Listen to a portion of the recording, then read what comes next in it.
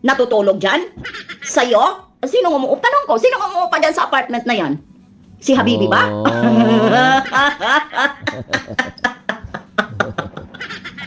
Ang tanong ko dito, paano na yung naghuhumaling?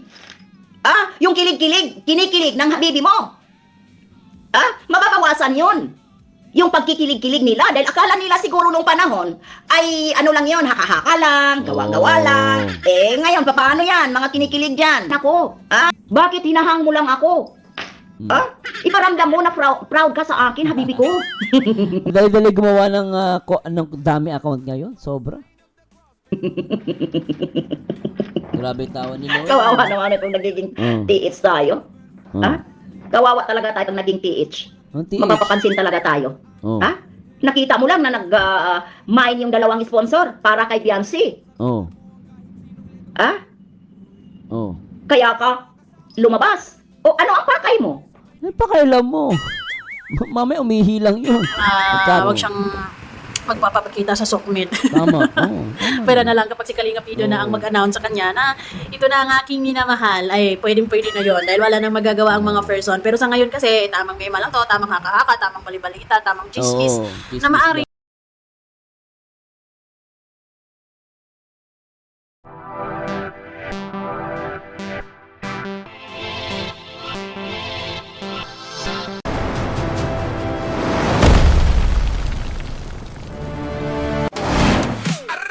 Hi guys, magandang araw. At react po natin itong ni Miss M Live, no? Si M nag-comment sa live selling ni Kalingap Edu, nagpapapansin ba? Yan. So pag-usapan natin yan kasi actually binanatin din si Edu, no, ng isa pang reactor na yung Hayat Zamora. At tingnan natin muna kung unahin muna natin yung mga si Tanda. Unahin natin si Lola. Pakinggan natin yung ni Lola, paliwanag niya rito. So, pakinggan natin to guys at pakinggan natin paliwanag ni Lola. Naman siya, no? Shoutout sa'yo. Kung mag-live man si Duklab, siya yung susunod kay... Okay. Bakit? Dahil may nakita ka lang na, may narinig ka lang na sponsor na nag-mine ng item para kay Beyonce. Nagpapansin ka. Oy, nagpapansin. Anyari. Silvia Norio, shoutout sa'yo sis. Marites Lapos, shoutout sa'yo. Maraming salamat. Bakit ba ito nagtagalog na nag-English? Papakin.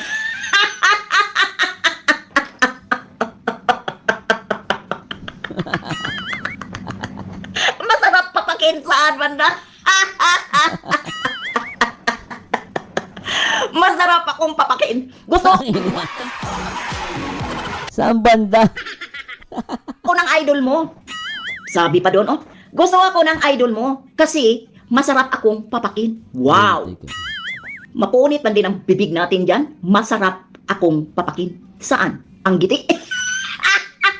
Bostos talaga to si Lola. Basta bibig mo, Lola. Bagay, okay lang. Normal lang yan. Sige lang, trip mo yan eh. Saan banda masarap kagatin? Ang giti.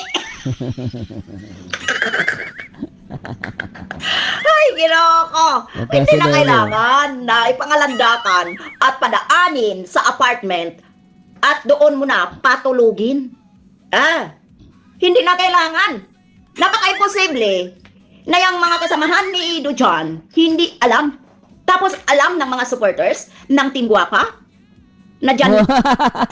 Lahat naman kayo, alam nyo naman, kayo lang naman lagi nakakaalam ng totoo, di ba? Di ba kayo lang naman lagi nakakaalam totoo? Kailan ba naging totoo ang Kalingap sa inyo? Siyempre, kayo laging totoo, kayo lagi nakakaalam. Natutulog dyan? Sa'yo? Sino umuupa? Tanong ko, sino umuupa dyan sa apartment na yan? Si Habibi ba?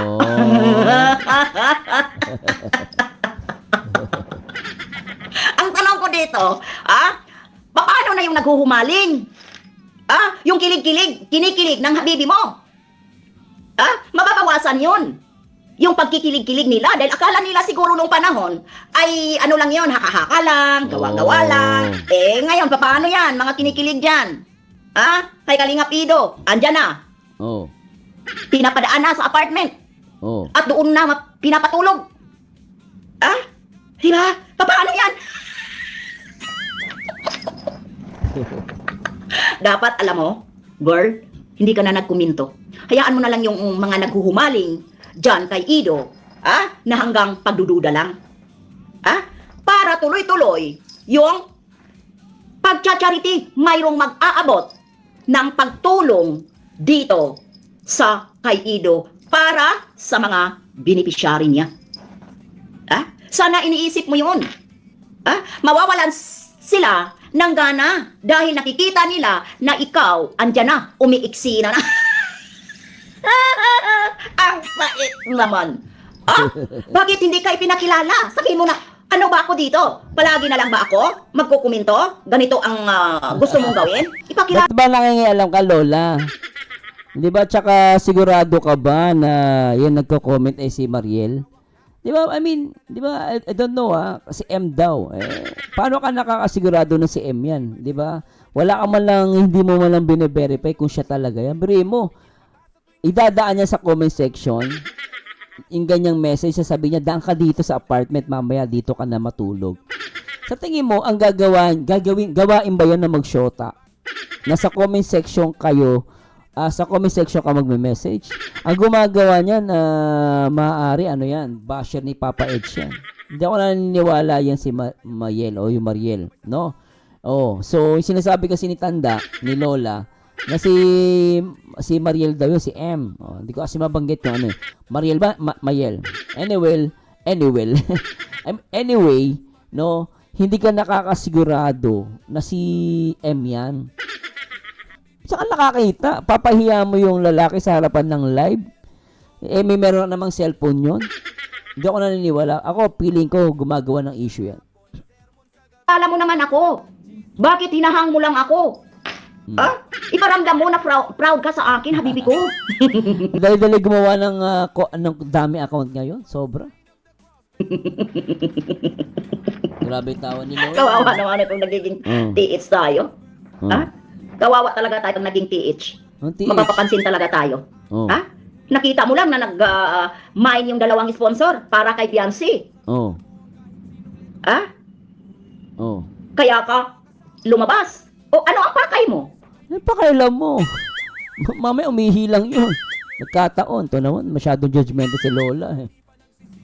Na alam naman ang lahat. Pero gusto mo talagang magpapansin. Sa tingin mo, hindi mababash. Sino? Oy, sa tingin mo, si M ba talaga yan? Ito naman, di rin nag-iisip eh. Nagko-conclude kayo agad na si M yun eh.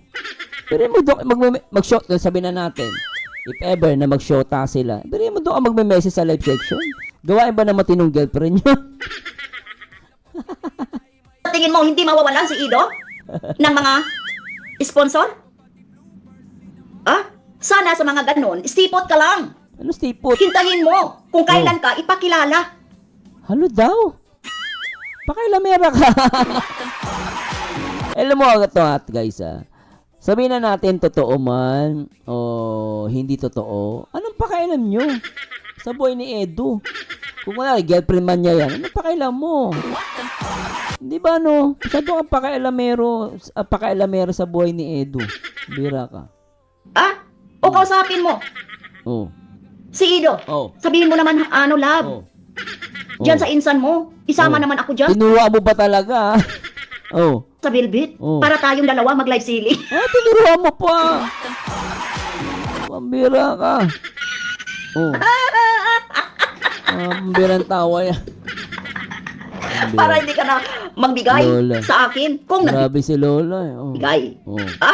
Pwede mo kasi kausapin, Habibi, please. Kausapin mo naman si Insan. Naisama naman ako dyan. Hindi ba ako presentable? Presentable naman ata ako eh. Nalalait na lang to. Ingit na ingit kay Emma. Yung tayong dalawa dyan, mag-live ceiling, sabihin mo naman, sama ako. Para naman, masaya. Di ba pakailamera talaga to? Saka hindi mo pa nga sure kung si M talaga yung nag-comment, no? So, paano Sir Merzano kung siya yan? Hindi wala nang problema dyan.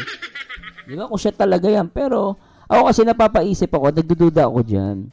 Hindi gawain kasi ng mag-shota, mag-girlfriend, o mag-boyfriend, girlfriend, na magme-message ka sa comment section. na masyadong private. Biro mo, dahil ka dito sa apartment, mamaya dito ka na matulog. Di ba parang alam mong may laman yung sinasabi? Sa tingin mo, gagawin niya ng girlfriend?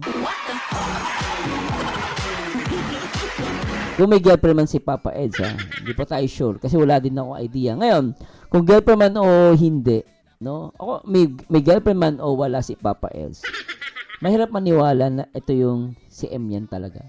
Kasi, biro mo, papahiyain mo sa harapan, no? Pero kung naniniwala ko, hindi yan. Naniniwala ko. So anyway, pakinggan natin si Miss M, yung paliwanag niya. Mas maganda at paliwanag kaysa kay Lola eh. Pakinggan natin. Natin na yung Mayel Blow na yan, sigurado, ano lang yan, dummy account lang yan. Ayun, Gagawa-gawa na naman ng mga bashers ni Kalinga Pido Yun, ng,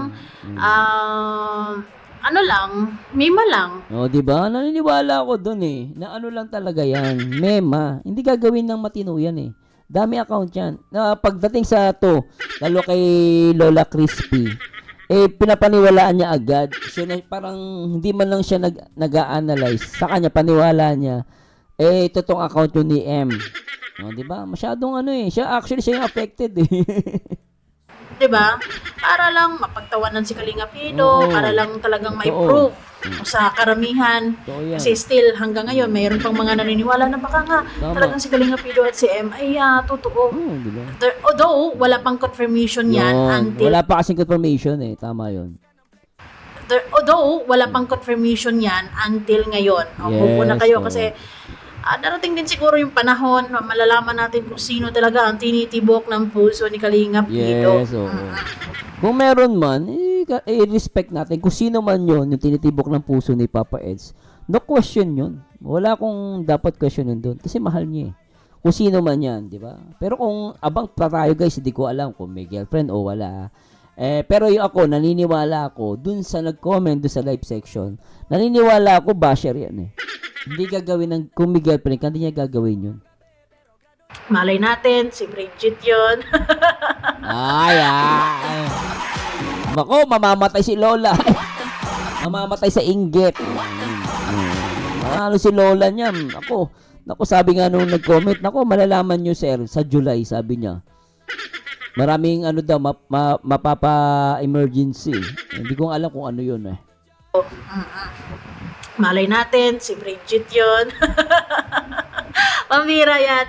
Anyway, sa bagay na yan, pabayaan na lang muna natin sila dyan dahil kung papayagan naman, kung if it's meant to be, ay mangyayari yan. Mapapanood din natin yan. Pero katulad na nga lang ng sinasabi dyan ni Mayel Blue, hindi umano, yung si Mayel Blue na yan ay Mayel Blue. Mayel. Kala ko Mariel. Mayel. si M, nasabi, doon dad ka dito, sa apartment, mamaya dito ka na lang matulog. Sweet naman. Pero, ayun na nga, wala namang katotohanan na si Mariel talaga yan. At hindi naman siguro bobo si Mariel na magaganyan-ganyan siya sa... hindi yan bobo. Si Lola, pwede pa. Di ba, ba't mo gagawin? Ipapayaan mo yung sarili mo sa social media? At hindi naman siguro bobo si Mariel na magaganyan-ganyan siya sa comment section. Malamang, mabukbuk talaga siya ng mga fans kapag gagawa-gawa siya ng ganyan. Sigurado na hindi si Mariel yan. Talagang basher yan ni Kalinga Pido na gusto lang niya na mapag-usapan siguro si Kalinga Pido, mapagtawanan. Totoo yan. At mabash, malamang. Totoo yan. Pero yun na nga ang katotohanan ngayon guys, dahil wala na nga ang EDSI, kahit ilang milyon pa na Mayel Blow na mag-comment siyan, mag-update, maging sweet sa comment section, walang problema. Kasi si Kalinga Pido ngayon ay malayang-malaya na magmahal kung sino man ang gustuhin niyang mahalin. Exactly. Kasi wala... Exactly. Agree ako doon kay Mama, kay Miss M Life. Supportan niya si Miss M Life, Saka si Wow Life, Mag-asawa yan, eh. So, exactly. Kung may girlfriend man si Edo, malaya siya, eh. Wala siyang nilalabag, eh. Kasi wala naman na siyang girlfriend, di ba? Kung ngayon, kung may magkuha siya ng girlfriend niya, mamahalin niya, di ba tayo magagawa doon? Karapatan niya yun. Sino man ang gustuhin niyang mahalin. Kasi wala naman na siyang ka-love team ngayon. Sabi nga ni Kalinga Prab ay si Kalinga Pido ay pang seryosuhan na. Maaring oo, maaring hindi, depende. 'Di ba? Kasi syempre si Kalinga Pido pa rin ang nakakaalam kung kailan siya, kailan ang tamang panahon para mag-settle. Yes. Agoy. Pwedeng si M, pwedeng kung sino man. Si Papa Eds pa rin na makakasagot niya, hindi tayo. Tama 'yun. dyan, di ba? Bahala siya. Tama. Dahil siya naman ang nakakalamat, siya naman ang Huwag nakakarapat. yung pansinin si Lola. Si Lola naman naniwala agad kung ano pinagsasabi, di ba? Napaka-judgmental ng ni Lola Crispy. Ikaw, Lola Crispy, ha? Masyado kang paniwalain, ha?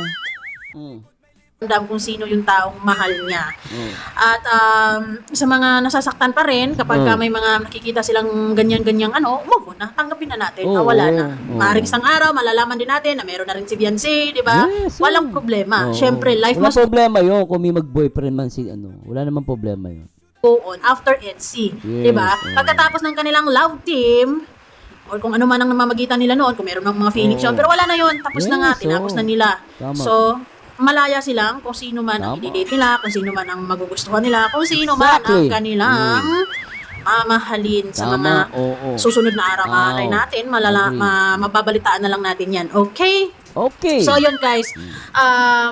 Ito namang mga anti talaga, itong mga bashers talaga ni Kalinga Pido, ay consistent talaga sila na lagi talaga sa isip talaga nila na pakiramdam talaga nila na si Kalinga Pido ay may babae, may girlfriend.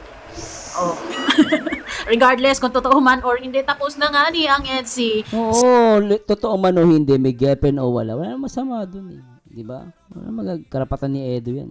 So, malaya na silang maging magmahal kung sino man ang Yes. tao gusto nilang mahalin. 'Di ba? Pero sa comment na yan, sigurado may malang yan or fake account yan na nagpapanggap, 'di ba? Kasi patino namang hindi naman bobo si M, 'di ba? Na magkalat siya dyan sa tama. comment section, magpapapansin siya sa comment section, gusto niya mabash, 'di ba? Gusto niya ng katahimikan, wag Yes. niyang wag siyang magpapakita sa sokmed. Tama. Oo.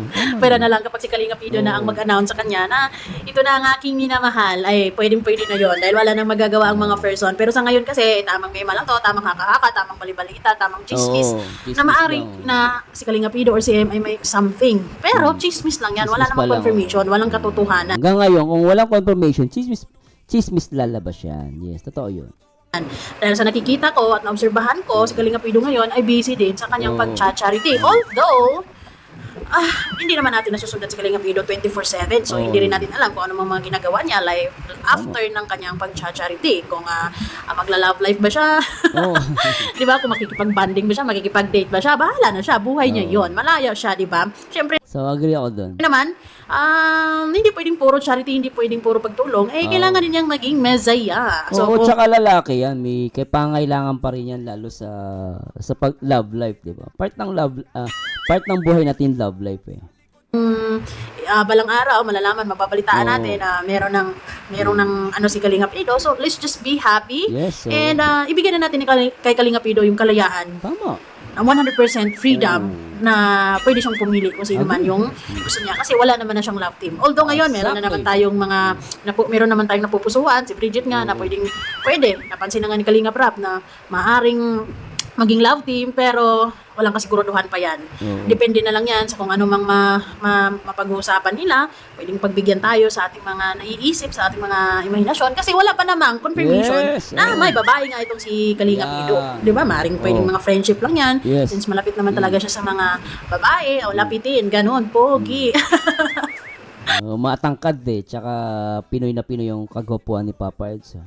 Di ba? Mapa si Mariel man yan or kung sino man dyan, wala na talaga tayong problema. Kasi single na nga ni. Wala nang EDSI, si Single Beyonce, nga ni. ay may sarili na rin siyang buhay. Focus na rin siya sa single mga nga ni. gagawin niyang videos in the future. At lalong-lalo na si Kalinga Pido, ay focus din siya sa kanyang mga beneficiaries. At kung meron mang darating na taong magugustuhan niya, ay okay lang yan. Yes, Walang issue, oo. walang dapat ika-bitter, walang dapat, ay gusto ganito, ganyan. Wala Si na. Lola lang naman yung bitter eh. Miss M Life eh. Si Lola Zamora. Ano? Hayat Zamora ang bitter. Oh. Di ba? Kasi wala naman. Binash agad si Papa Eds, di ba? Tsaka wala ka naman pakialam kung sabi natin totoo man na mag-guilt. Wala ka pakialam doon. Wala naman na EDSI eh. Ngayon, kung hindi pa confirm, edi abang-abang tayo.